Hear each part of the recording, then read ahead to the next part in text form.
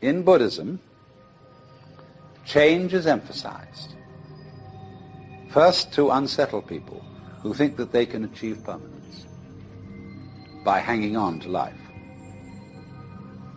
And it seems that the preacher is wagging his finger at them and saying, you know, like the Scotch preacher one day saying to Sunday congregation, preaching on the text, vanity of vanities, all is vanity. And what about the rich food you put into your mouths? 'Tis vanity. And the fine raiment you put on your backs, 'tis vanity. And all your playing around, going to golf instead of coming to the church or the Sabbath, 'tis vanity. And you'll be spending all your lives devoted to vanity, and the last day will come, the day of your death, and because you've devoted your life to vanity, you'll go down to the burning, fiery, brimstone pits of hell. And there you look up and say unto the Lord, oh Lord, I didn't know it. Oh Lord, I wouldn't have devoted my life to vanity if I'd known it. Oh Lord. And the Lord, he'll look down, and he'll say unto you, out of his infinite mercy, well, you know it now.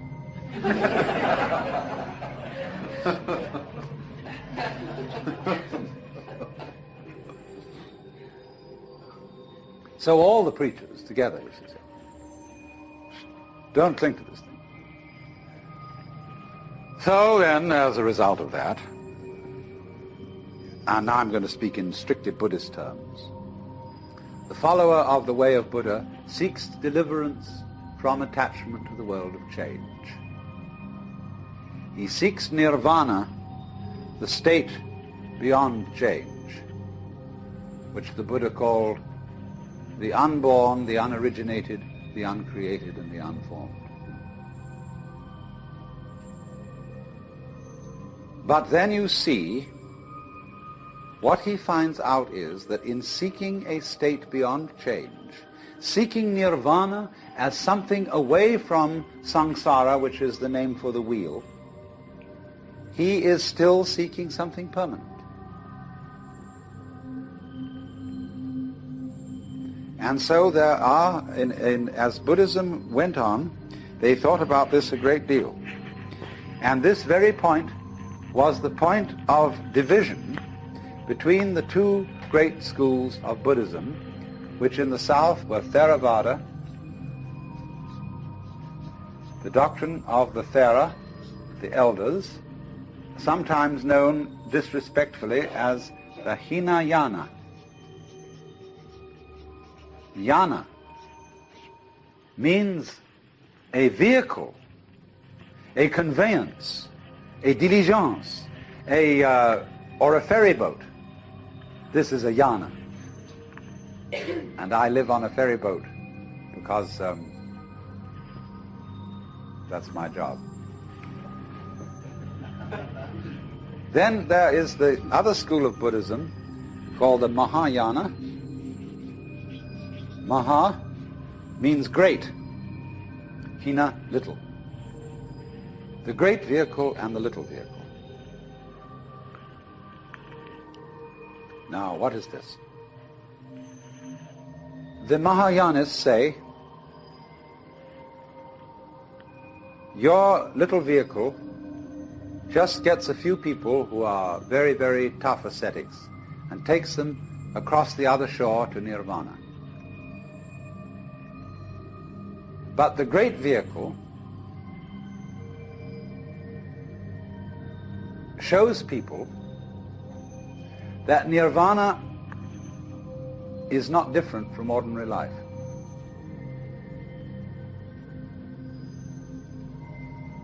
So that when you have reached nirvana, if you think, now I have attained it, now I have succeeded, now I have caught the secret of the universe, and I am at peace, you have only a false peace. You have become a stone Buddha.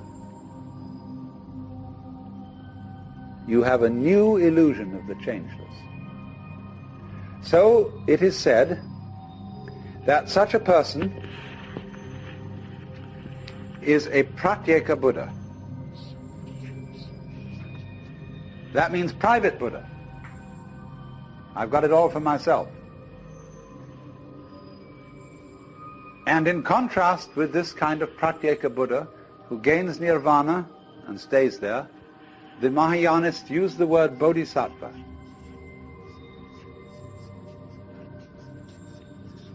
Sattva means essential principle, bodhi, awakening. A person whose essential being is awakened. The word used to mean junior Buddha, someone on the way to becoming a Buddha. But in the course of time, it came to mean someone who had attained Buddhahood, who had reached nirvana, but who returns into everyday life to deliver all other beings. This is the popular idea of a bodhisattva, a savior. And so in the popular Buddhism of Tibet and China and Japan, people worship the bodhisattvas, the great bodhisattvas, as saviors. Say the hermaphroditic Kuan Yin. People love Kuan Yin because she, he could be a Buddha, but has come back into the world to save all beings. The Japanese call he, she, Kannon. And they have in Kyoto an image of Kannon with 1,000 arms, radiating like a great aureole all round this great golden figure. And these 1,000 arms are 1,000 different ways of rescuing beings from ignorance. Kannon is a funny thing. I remember one night when I suddenly realized that Kannon was incarnate in the whole city of Kyoto. That this whole city was Kannon. That the police department, the taxi drivers, the fire department, the mayor and corporation, the shopkeepers, insofar as this whole city was a collaborative effort to sustain human life. However bungling, however inefficient, however corrupt, it was still a manifestation of Kannon, with its 1,000 arms, all working independently, and yet one. So they revere those bodhisattvas as the saviors who've come back into the world to deliver all beings. But there is a more esoteric interpretation of this. The bodhisattva returns into the world. That means he has discovered that you don't have to go anywhere to find nirvana. Nirvana is where you are, provided you don't object to it. Change, and everything is changed, nothing can be held on to. To the degree that you go with a stream, you see, you are still. You're flowing with it. But to the degree you resist the stream, then you notice that the current is rushing past you and fighting with you. So swim with it. Go with it. And you're there. You're at rest. And this is, of course, particularly true when it comes to those moments when life really seems to be going to take us away. And the stream of change is going to swallow us completely. The moment of death.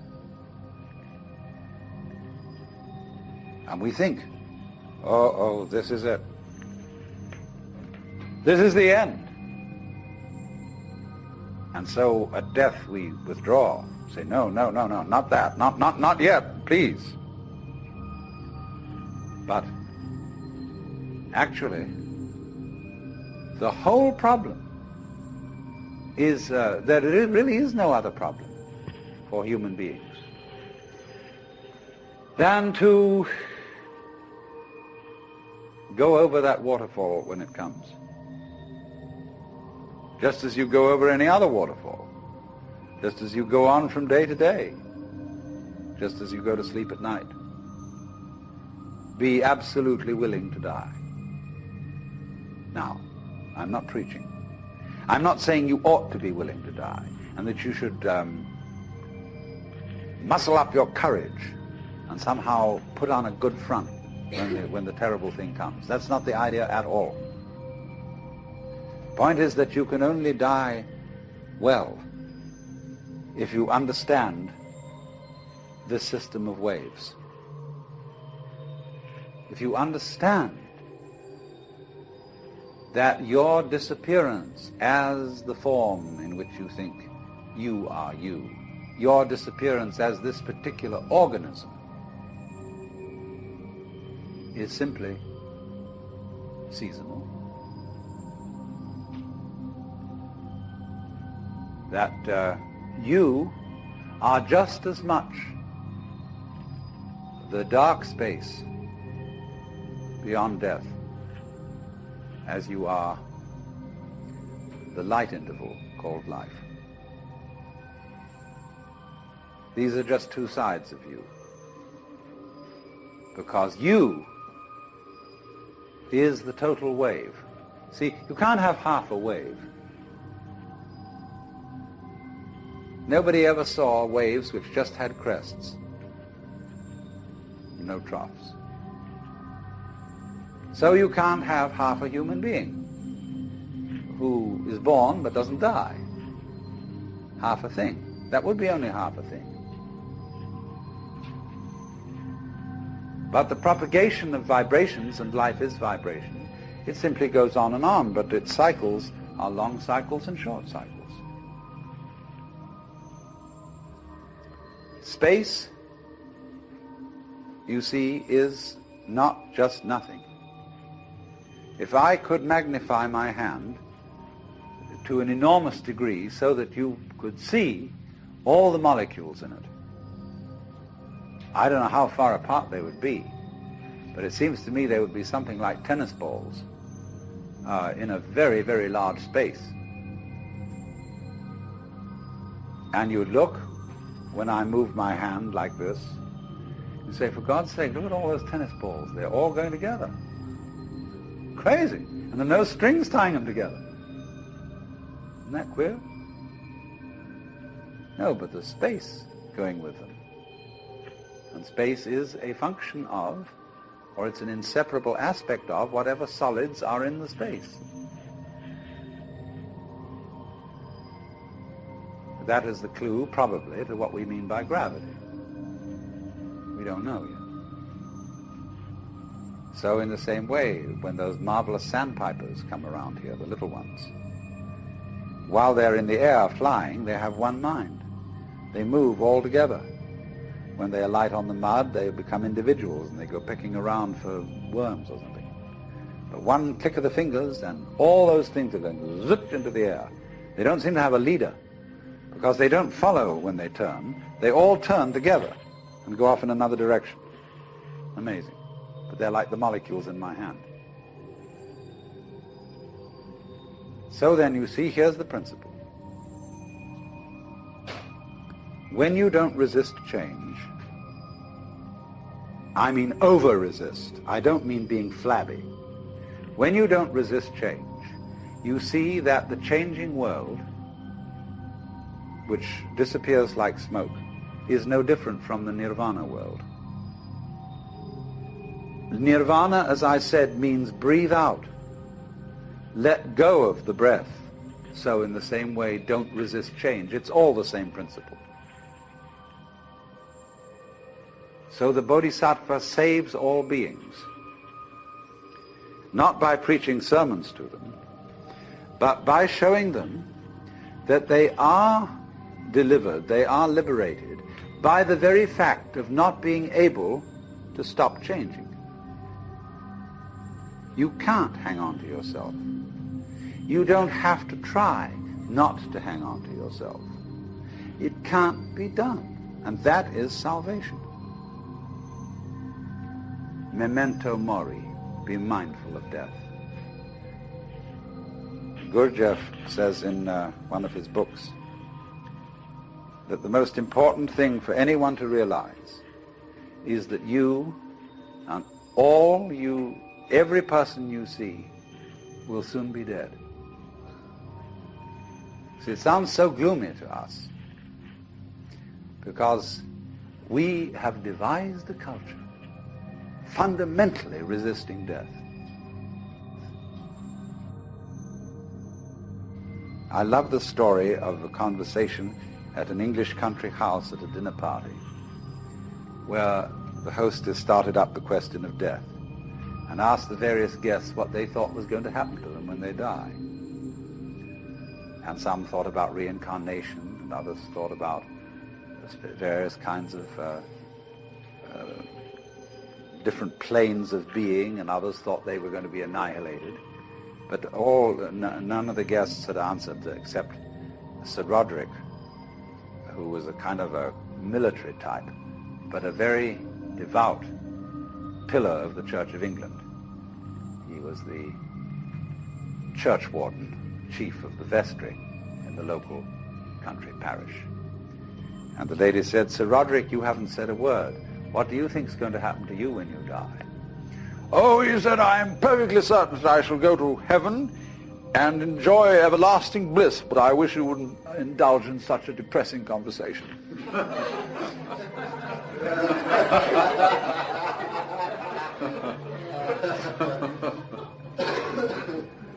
That's true, isn't it?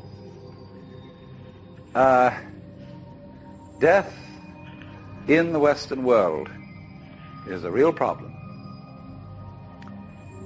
We hush it up. We pretend it hasn't happened. Our morticians, who are very smart commercial operators, know exactly what's expected of them. And they make death just awful by pretending it doesn't happen. See what happens. You go to a hospital and you're at the end. You've got terminal cancer. And all your friends come around and they wear false smiles and they say, "Cheer up, you'll be all right. In a few days from now you'll be back home and we'll go out for a picnic again." The doctors have their bedside manner. You see, a doctor is absolutely helpless with a terminal case because a doctor is by social definition a healer. And he's not allowed to help you die. He's out of role. Even though, he may sneak behind the rules and do it, but he's got to heal you. So he's going to keep you indefinitely on the end of tubes and all kinds of things. While there's a certain grave demeanor to all this, and all the nurses are so pleasant and so totally distant because they know this is death. And they mayn't be frank with you. That's why they feel distant. It's not that they're not concerned. It's not that they're heartless people, but that they just don't know how to be frank, like lots of people when they meet a drunk. They don't know what to do with a drunk because he's not behaving right. So when you're dying, you're not behaving right. You're supposed to live. See, so we don't know what to do with a dying person. We don't get around that person and say, listen, man, I've got the news for you. You're going to die. And this is going to be great. Look, no more responsibilities. Don't have to pay those bills anymore. Don't have to worry about anything. You're going to just die. And let's go out with a bang. Let's have a party, see? We'll put some of that morphine in you so that you won't hurt too much. But we're going to prop you up in bed, and we're going to bring all our friends around, and we're going to have champagne, and you're going to die at the end of it, see? And it's going to be just marvelous. It's like being born, see? When we had birth problems, see, all women used to think that birth had to be painful. It was good for them. It was one of the things you had to suffer because you'd been screwing around with people, and therefore you had to have a child, and it's got to hurt. And then the doctors got together and they scratched their heads, and a man called Grantley Dick Reed said, "No, birth doesn't hurt, it's natural.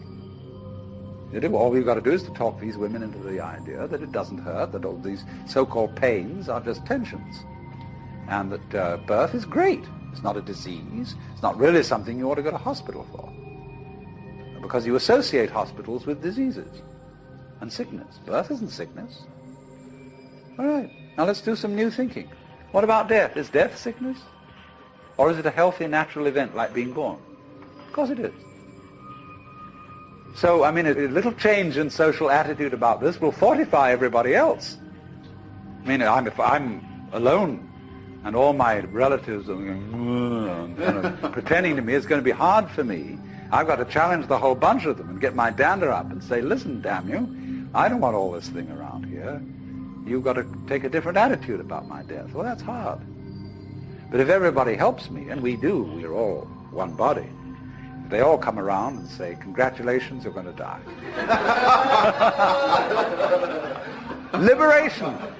Liberation now, you see.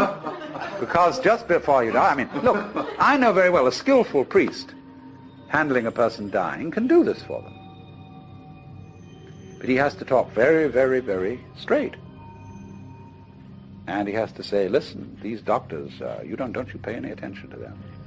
They're trying to amuse you and deceive you. You're going to die. This isn't terrible. But it's just going to be the end of you as a system of memories. And so you've got a great chance right now, before it happens, to let go of everything. Because you know it's going to go, and it is going to help you. It's going to help you let go of everything. So if you have any possessions left, give them away. Give everything away. And if you have anything to say that is you felt that you ought to say before you die, and that you're kind of hanging on to and it's bothering you, say it. I mean, I don't mean necessarily a last confession, but say it said that Adlai Stevenson, shortly before he died, said that he had been making a monkey of himself because he didn't agree with the government's policy about something or other. You know, he had to get that off his chest because he had a little thought in the back of his mind that things were catching up with him. You see? So the moment comes when this thing called death has to be taken completely, not as some ghastly accident, something that all the friends are going to stay away because you're awful. I mean, sometimes people, when they die, are in a very unpleasant physical condition. They don't smell good, they don't look good, and so on. But an enormous amount can be done with scientific methods to make things reasonably tidy from a purely sensory point of view. But the main thing is the attitude, that death is as positive as birth and should be a matter for rejoicing, because death is the symbol of the liberation. There is a wonderful saying that Ananda Kumaraswamy used to quote: I pray that death will not come and find me still unannihilate. In other words, that man dies happy if there is no one to die. In other words, if the ego has disappeared before death caught up with it. But you see, the knowledge of death helps the ego to disappear, because it tells you you can't hang on. So what we need, if we're going to have a good religion around, that's one of the places where it can start. Having, I don't know, well, nowadays I suppose they'd call it the Institution for Creative Dying.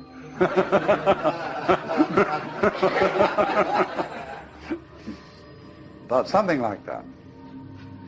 And you can have one department where you can have champagne cocktail party to die with, another department where you can have glorious religious rituals and priests and things like that, another department where you can have psychedelic drugs, another department where you can have special kinds of music, anything, you know.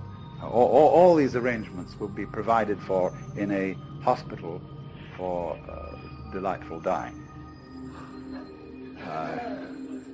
But that's the thing, to go out with a bang instead of a whimper. I was talking a great deal yesterday afternoon about the Buddhist attitude to change, to death, to the transience of the world, and was showing that preachers of all kinds stir people up in the beginning by alarming them about change. That's like somebody, actually raising an alarm, just in the same way as if I want to pay you a visit, I ring the doorbell. And then we can come in and I don't need to raise an alarm anymore. So in the same way, it sounds terrible, you see, that everything is going to die and pass away, and here you are, thinking that happiness, sanity, and security consist in clinging on to things which can't be clung to, and in any case there isn't anybody to cling to them. And the whole thing is a weaving of smoke. So that's the initial standpoint. But as soon as you really discover this and you stop clinging to change, then everything is quite different. It becomes amazing. And not only do all your senses become more wide awake, not only do you feel almost that you're walking on air, but you see finally that there is no duality, no difference between the ordinary world and the nirvana world. They're the same world, but what makes the difference is the point of view. And of course, if you keep identifying yourself with some sort of stable entity that sits and watches the world go by, you don't acknowledge your union, your inseparability from everything else that there is. You go by with all the rest of the things, but if you insist on trying to take a permanent stand, on trying to be a permanent witness of the flux, then it grates against you, and you feel very uncomfortable. But it is a fundamental feeling in most of us that we are such witnesses. We feel that behind the stream of our thoughts, of our feelings and our experiences, there is something which is the thinker, the feeler, and the experiencer.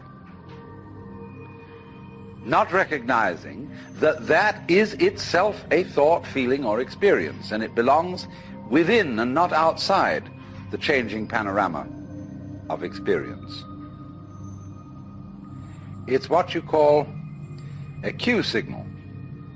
In other words, when you telephone and your telephone conversation is being tape recorded, it's the law that there shall be a beep every so many seconds. And that beep cues you in to the fact that this conversation is recorded. So in a very similar way, in our everyday experience, there's a beep which tells us this is a continuous experience, which is mine. Beep. In the same way, for example, it is a cue signal when a composer arranges some music and he keeps in it a recurrent theme, but he makes many variations on it.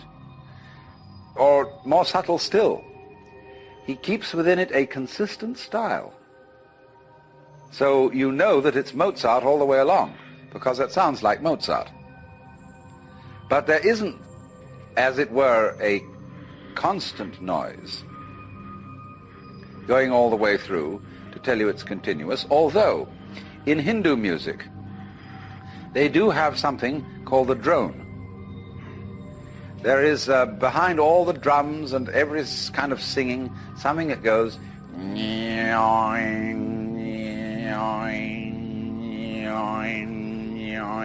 and it always sounds the note which is the tonic of the scale being used. But in Hindu music, that drone represents the eternal self, the Brahman, behind all the changing forms of nature. But that's only a symbol. And to find out what is eternal, You can't make an image of it, you can't hold on to it. And so it's psychologically more conducive to liberation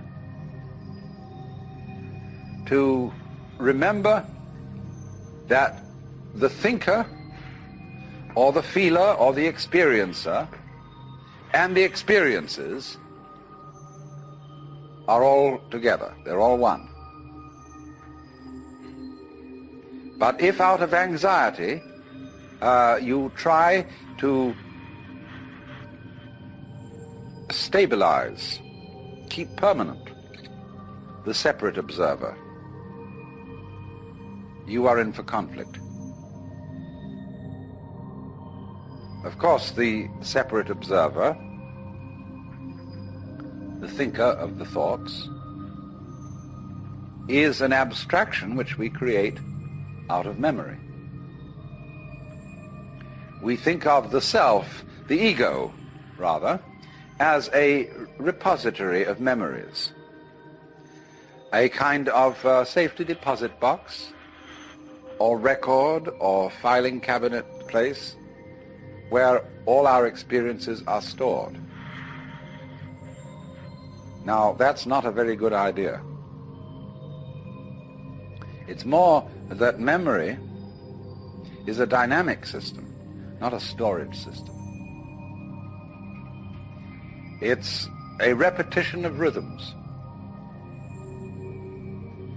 And these rhythms are all part and parcel of the ongoing flow of present experience. In other words, first of all, how do you distinguish between something known now and a memory? Actually, you don't know anything at all until you remember it. Because if something happens that is purely instantaneous, if a light flashes, or to be more accurate, if there is a flash lasting only 1/1,000,000th of a second, you probably wouldn't really experience it, because it wouldn't give you enough time to remember it. We say in customary speech, well, it has to make an impression.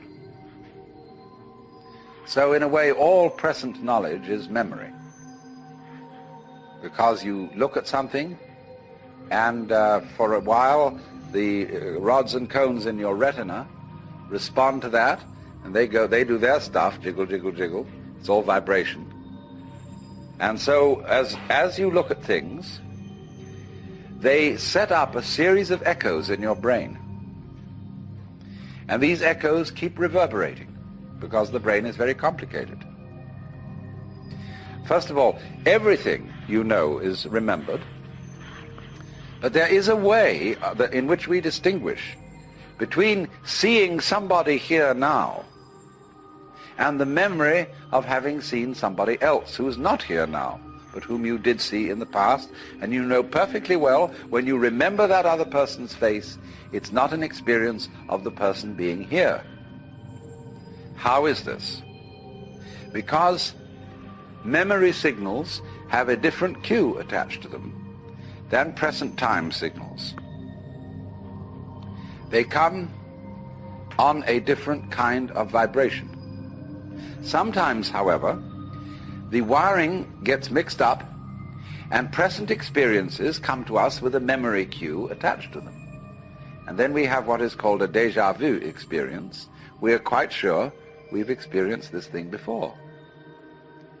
But the problem is that we don't see, don't ordinarily recognize, is that although memory is a series of signals with a special kind of cue attached to them so that we don't confuse them with present experience, they are actually all part of the same thing as present experience. They are all part of this constantly flowing life process, and there is no separate witness standing aside from the process, watching it go by.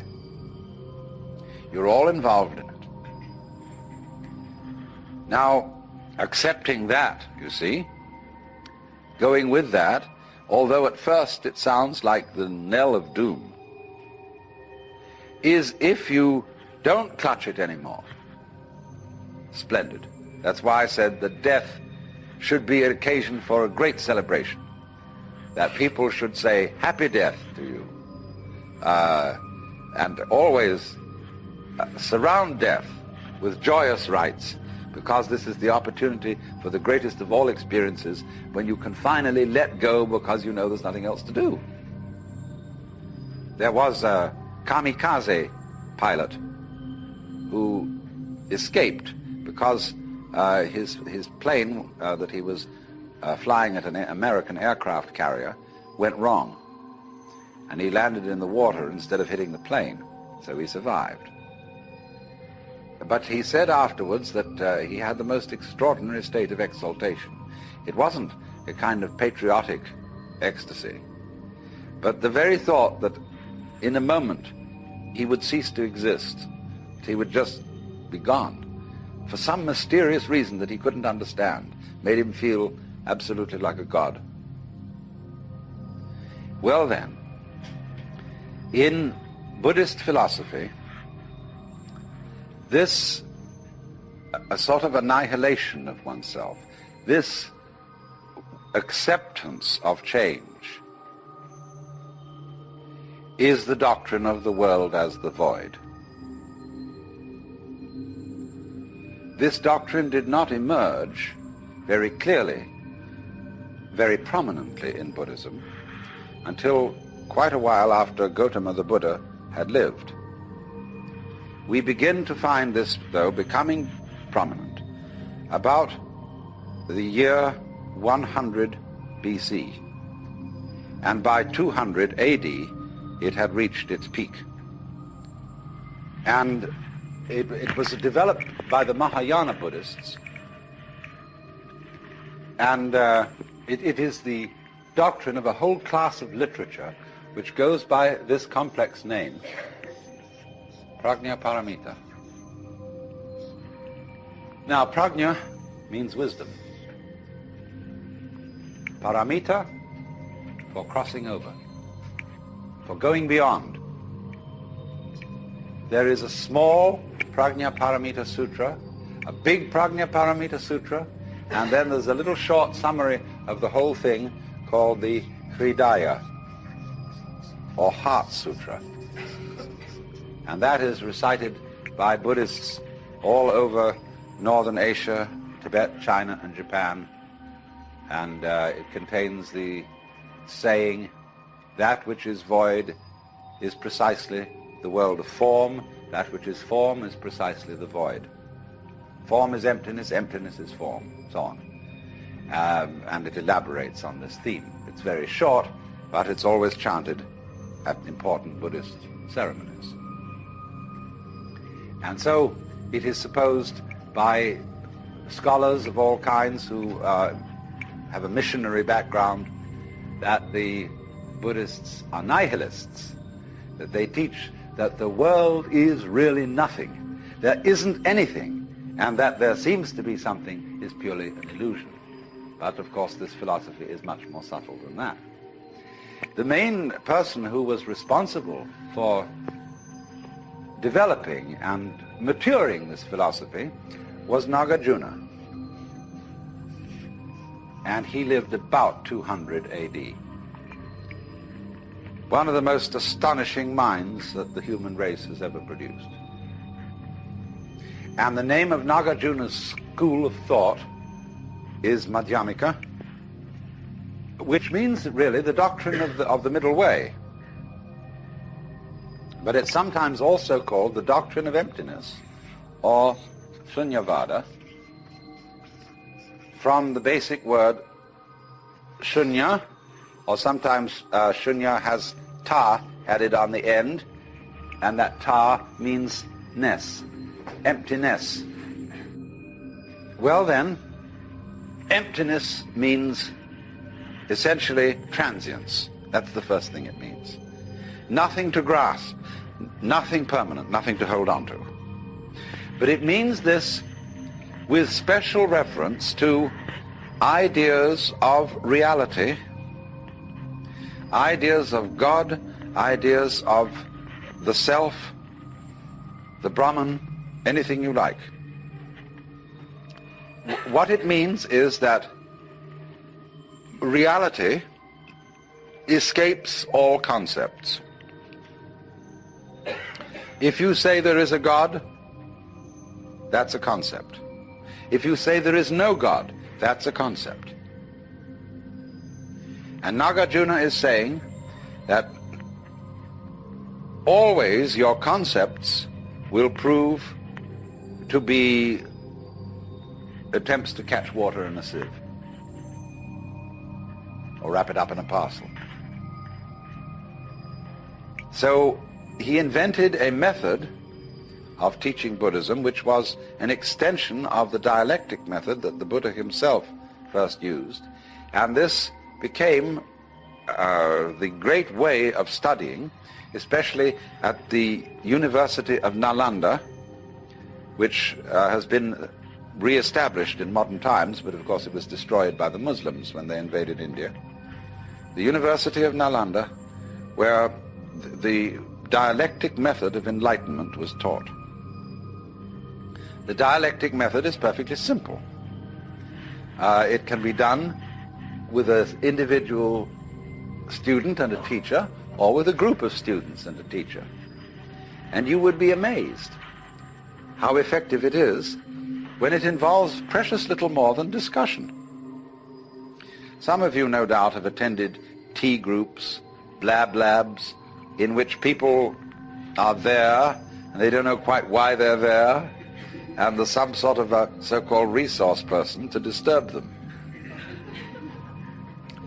And after a while they get the most incredible emotions, and somebody tries to dominate the discussion of the group, say, and then the group kind of goes into the question of why he's trying to dominate it, and so on and so forth. Well, these were the original blab labs. And they have been repeated in modern times with the most startling effects. That is to say, the teacher gradually elicits from his participant students what are their basic premises of life. What is your metaphysic? In the sense, I'm not using metaphysic in a kind of a spiritual sense, but what are your basic assumptions? What real ideas do you operate on as to what is right and what is wrong, what is the good life and what is not? What arguments are you going to argue strongest? Where do you take your stand?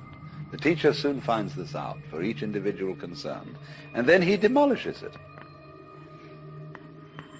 He absolutely takes away that person's compass. And so they start getting very frightened and say to the teacher, all right, I see now, of course I can't depend on this, but what should I depend on? And unfortunately, the teacher doesn't offer any alternative suggestions, but simply goes on to examine the question, why do you think you have to have something to depend on? Now, this is kept up over quite a period, and the only thing that keeps the students from going insane is the presence of a teacher who seems to be perfectly happy, but is not proposing any ideas. He's only demolishing them. So we get finally, not quite finally, to the void, the shunya. And what then? When you get to the void, there is an enormous and unbelievable sense of relief. That's nirvana. Phew, as I gave a proper English translation of nirvana. Ah, great. So they are liberated, and yet they can't quite say why or what it is that they found out. So they call it the void. But Nagarjuna went on to say, you mustn't cling to the void. You have to void the void. And so the void of non-void is the great state, as it were, of Nagarjuna's Buddhism. But you must remember that all that has been voided, all that has been denied, are those concepts in which one has hitherto attempted to pin down what is real. In Zen Buddhist texts they say, you cannot nail a peg into the sky. And so, to be a man of the sky, a man of the void, is also called a man not depending on anything. And when you're not hung on anything, you are the only thing that isn't hung on anything, which is the universe. Which doesn't hang, you see. Where would it hang? It has no place to fall on, even though it may be dropping. There will never be the crash of it landing on concrete floor somewhere. But the reason for that is that it won't crash below because it doesn't hang above. And so there is a poem in Chinese which speaks of such a person as having above not a tile to cover the head, below not an inch of ground on which to stand. And you see, this which to people like us who are accustomed to rich imageries of the divine, the loving Father in heaven who has laid down the eternal laws, O Word of God incarnate, O wisdom from above, O truth unchanged, unchanging, O light of life and love, the wisdom which from the hallowed page, a lantern for our footsteps, shines out from age to age. See, so that's very nice. We feel we know where we are, and that it's all been written down, and that in heaven the Lord God is resplendent with glory, with all the colors of the rainbow, with all the saints and angels around and everything like that. So we feel that it's positive, that we've got a real rip-roaring, gutsy religion full of color and so on. But it doesn't work that way. Rip-roaring, gutsy religion full of color and so on. But it doesn't work that way. The more clear your image of God, the less powerful it is, because you're clinging to it. The more it's an idol. But voiding it completely isn't going to turn it into what you think of as void. What would you think of as void? Being lost in a fog, so that it's white all around and you can't see in any direction. Being in the darkness. Or the color of your head as perceived by your eyes. That's probably the best illustration that we would think of as the void. Because it isn't black and it isn't white, it isn't anything. But that's still not the void. Take the lesson from the head. How does your head look to your eyes? Well, I tell you, it looks like what you see out in front of you. Because all that you see out in front of you is how you feel inside your head. So it's the same with this. And so, for this reason, the great sixth patriarch, Huineng, in China, said that it was a great mistake for those who were practicing Buddhist meditation to try to make their minds empty. And a lot of people tried to do that. They sat down and tried to have no thoughts whatever in their minds. And not only no thoughts, but no sense experiences. So they'd close their eyes, they'd plug up their ears, and generally go in for sensory deprivation. Well, sensory deprivation, if you know how to handle it, can be quite interesting. it'll have the same sort of results as taking LSD or something like that. And there are special labs made nowadays where you can be sensorily deprived to an amazing degree. But if you're a sort of a good yogi, this doesn't bother you at all. It sends some people crazy. But if you dig this world, you can have a marvelous time in a sensory deprivation scene. Also, especially if they get you into a condition of weightlessness. Skin divers going down below a certain number of feet, I don't know exactly how far it is, but get a sense of weightlessness. And at the same time, this deprives them of every sense of responsibility. They become alarmingly happy. And they have been known to simply take off their masks and offer them to a fish. And of course they then drown. So if you skin dive, and you have to keep your eye on the time. You have to have a water watch or a friend who's got a string attached to you. If you go down that far, and at a certain specific time you know you have got to get back. However happy you feel, and however much inclined to say, survival, what the hell's the point of that? And this is happening to the men who go out into space.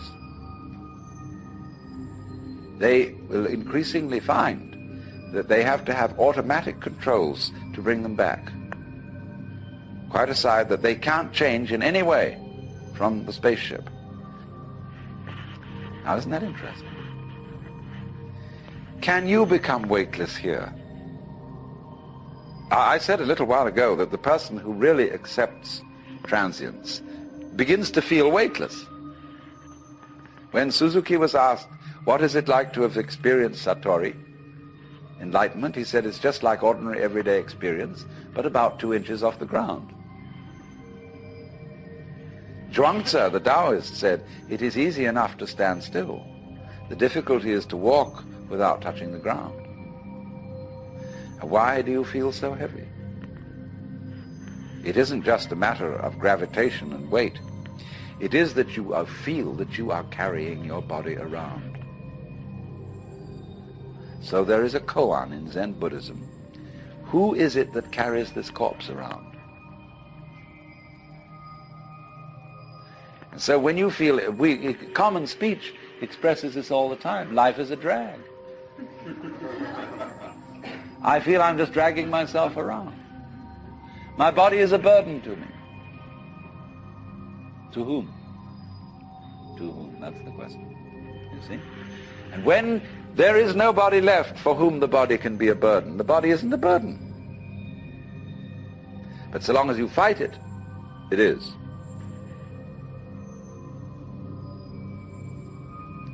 So then, when there is nobody left to resist the thing that we call change, which is simply another word for life, and when we dispel the illusion that we think our thoughts, instead of being just a stream of thoughts, and that we feel our feelings instead of being just feelings, it's like saying, to feel the feelings is a redundant expression. It's like saying, actually, I hear sounds, for there are no sounds which are not heard. Hearing is sound. Seeing is sight. You don't see sights. Sightseeing is a ridiculous word. You could just say either sighting or seeing, one or the other, but sightseeing is nonsense. So we keep doubling our words, and this doubling is comparable to oscillation in an electrical system where there's too much feedback, where you remember in the old-fashioned telephone, where the receiver was separate from the mouthpiece, the transmitter. If you wanted to annoy someone who was abusing you on the telephone, you could make them listen to themselves by putting the receiver to the mouthpiece. But it actually didn't have that effect. It set up oscillation. It started to howl. could be very, very hard on the ears.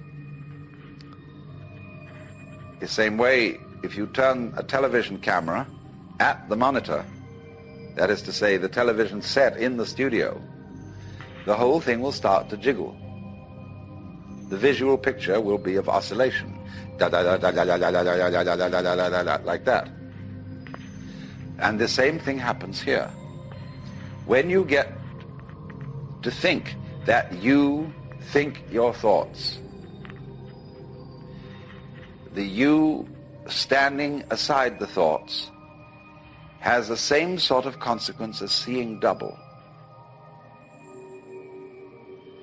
And then you think, can I observe the thinker thinking the thoughts? Or, I am worried,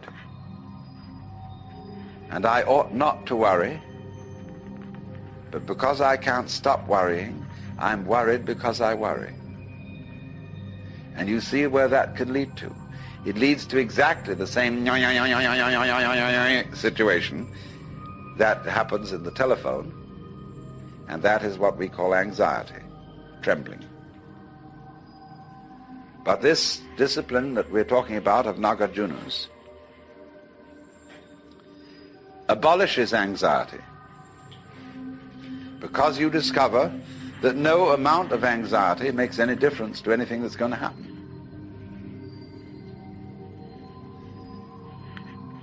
In other words, from the first standpoint, the worst is going to happen. You're all going to die. And don't just put it off in the back of your mind and say, I'll consider that later. It's the most important thing to consider now, because it enables you. It is the mercy of nature, because it's going to enable you to let go and not defend yourself all the time. Waste all energies in self-defense. So, this doctrine of the void is really the basis of the whole Mahayana movement in Buddhism. It's marvelous. The void, of course, is in Buddhist imagery symbolized by a mirror, because a mirror has no color and yet reflects all colors. When this man I talked to you of, Huineng, said that you shouldn't just try to cultivate a blank mind, what he said was this: the void, shunyata, is like space. Now, space contains everything: the mountains, the oceans, the stars, the good people and the bad people, the plants, the animals, everything. Now, the mind in us, the true mind, is like that. You will find that when Buddhists use the word mind, they've several words for mind, but I'm not going into the technicality at the moment. They mean space. See, space is your mind. It's very difficult for us to see that, because we think we're in space and look out at it. There are various kinds of space. There's visual space, distance. There is audible space, silence. There is temporal space, as we say, between times. There is musical space, so-called distance between intervals, or the intervals between tones, rather. It's quite a different kind of space than temporal or visual space. There's tangible space. But all these spaces, you see, are the mind. They are the dimensions of consciousness. And so, this great space, which every one of us apprehends from a slightly different point of view, in which the universe moves, this is the mind.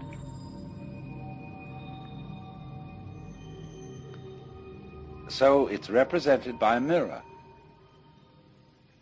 Because although the mirror has no color, it is for that reason able to receive all the different colors. Meister Eckhart said, in order to see color, my eye has to be free from color. So in the same way, in order not only to see, but also to hear, to think, to feel, you have to have an empty head. And the reason why you are not aware of your brain cells, unless you're only aware of your brain cells if you get a tumor or something in the brain, when it gets sick. But in the ordinary way, you're totally unconscious of your brain cells. They're void. And for that reason, you see everything else. So that's the central principle of the Mahayana. And it works in such a way, you see, that it releases people from the notion that Buddhism is clinging to the void. This was very important when Buddhism went into China. The Chinese really dug this, because Chinese are a very practical people. And when they found these Hindu Buddhist monks trying to empty their minds and to sit perfectly still and not to engage in any family activities, they were celibates. Chinese thought they were crazy. Why do that? And so the Chinese reformed Buddhism. And they allowed Buddhist priests to marry. And in fact, what they especially enjoyed was a sutra that came from India, in which a layman, who was a wealthy merchant called Vimalakirti, out-argued all the other disciples of Buddha. And of course, you know, if in these are these dialectic arguments that are very, very intense things, if you win the argument, everybody else has to be your disciple.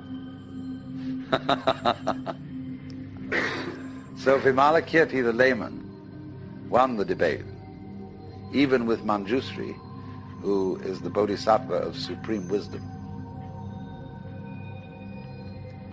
They all had to see a contest to define the void. And all of them gave their definitions. Finally, Manjusri gave his.